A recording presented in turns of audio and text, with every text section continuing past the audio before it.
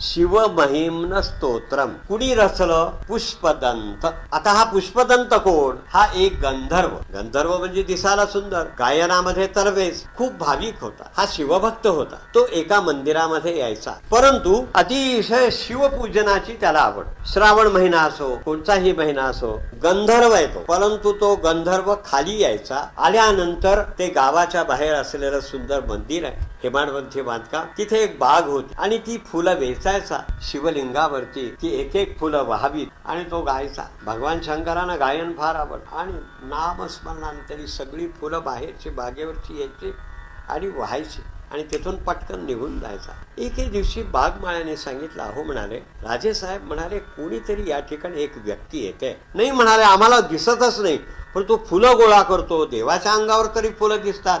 हा काय प्रकार आहे? हा कोणीतरी शिवभक्त आहे. आत वाहिलेली जी फुलं आहेत ती सगळी फुलं बाहेर आण आणि सगळ्या बागेमध्ये तू पसर म्हणाले. ते निर्माल्य. हा आल्यानंतर त्या फुलावरून चालायला लागला आणि त्याच्या हातनं अपराध घडला आणि मग मात्र त्याचं पाऊल तिथे स्थिर झालं आणि तो पकडला गेला.